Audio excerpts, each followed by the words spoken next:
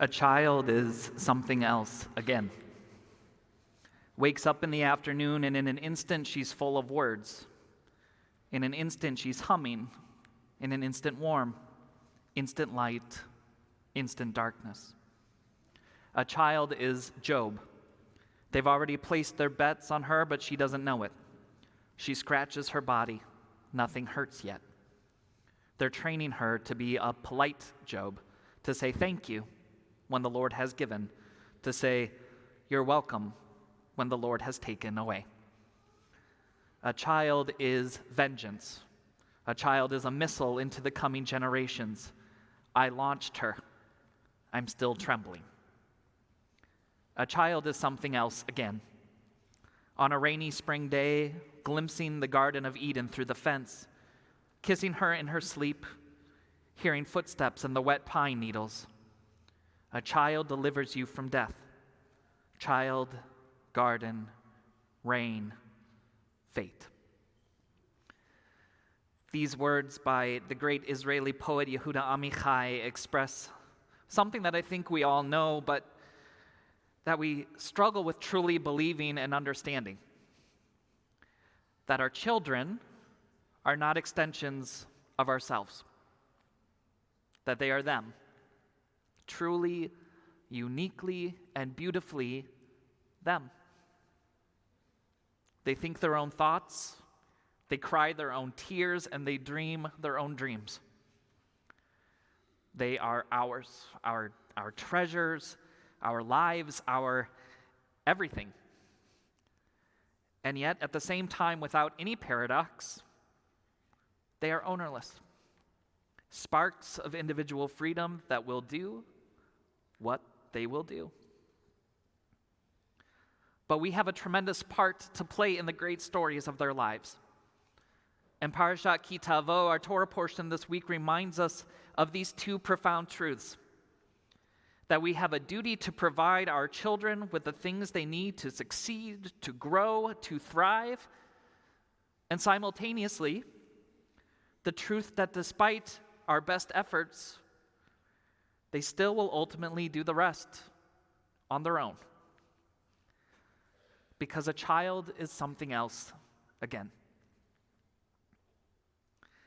We have one of the great mitzvot of the Torah in our parsha this week. Maya, you spoke about it beautifully. The mitzvah of bikurim, or first fruits. And in the context of the Torah, this mitzvah at its pshat level, at its surface level, is about agriculture. It's about crops. That when our ancestors were to enter the promised land, that they should plant and grow fruit trees.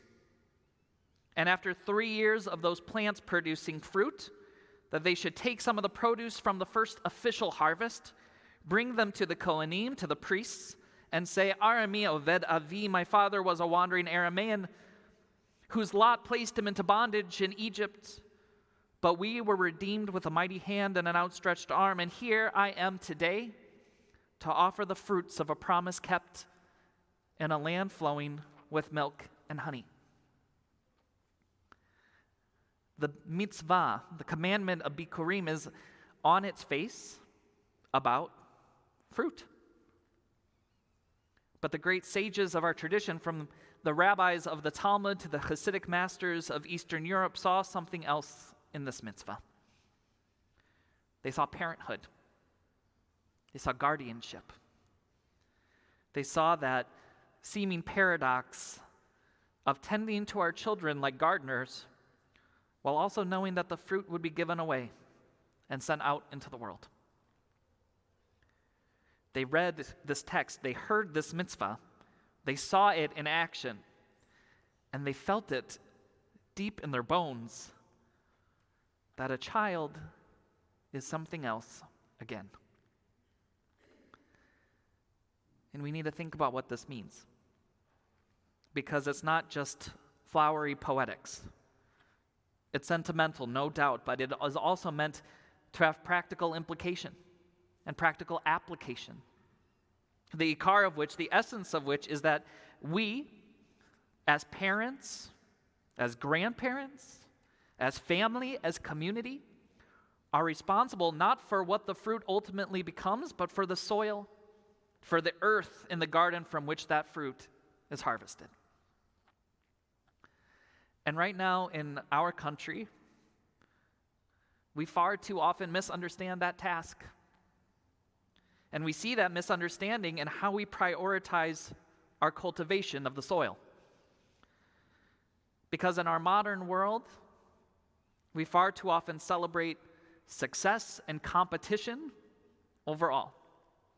We see our task as gardeners to grow prize-winning produce, the biggest, the shiniest, the most impressive, and often we do so at the expense of ensuring that our fruits are simply happy, healthy,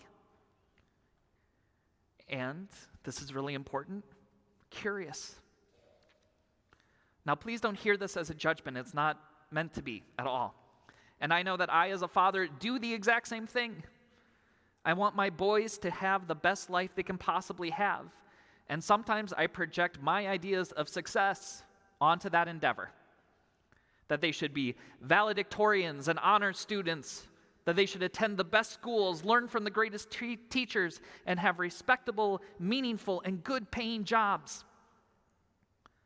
And sometimes I think about all of those things first.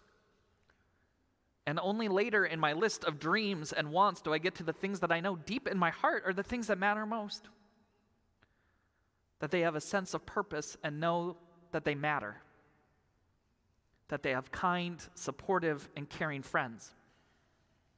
That they love with their whole hearts and find partners that make them even better versions of themselves.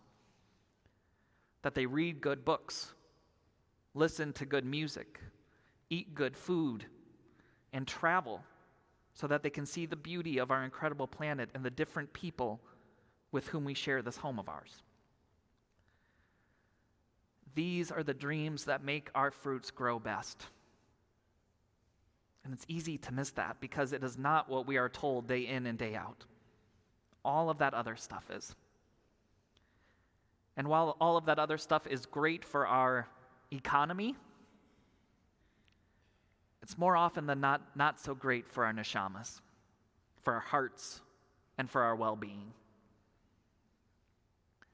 It is Elul. We are 2 weeks away. 2 weeks away from Rosh Hashanah. It is the season of tshuva, of introspection, and of commitment, and yes, it is the season of fruits. In 2 weeks, we'll come together to pray, to sing, to kibbutz, and also to take apples and pomegranates, to dip them in honey, and to say Shechianu for the possibility and for the potential of what lies ahead. And what lies ahead is up to us. And also, without paradox, completely out of our hands. Because our children will be whatever they will be. But while they're still growing, while they remain on our trees, changing color, hardening and softening, adjusting to the world around them, we need to know, we need to believe, we need to understand that we can still make a difference. That there is so much that we can give. That we can water our fields with Jewish values, with time spent with family and friends. That we can add to our soil minerals of tzedakah, of giving, of responsibility to our neighbors and our communities, and that we can pull away the strangling weeds of relentless pressures, overwhelming expectations, disappointment, and guilt. So that first and foremost, our fruits can be who they were meant to be, with joy, with meaning, with our unconditional love, support, and pride. Because a child is something else. Again. And there'll be so many things. But here, as we prepare to begin a new year, may we see the blessings before us, the joys of celebrating our children, celebrating Maya this week, Ezra last week, Alexa next week, And let's say Shechianu together as we dip our apples in honey, knowing that what we are giving and what we will strive so hard to give is sweetness. Sweetness and love. And it is the mitzvah of our first fruits. Shabbat shalom, everyone.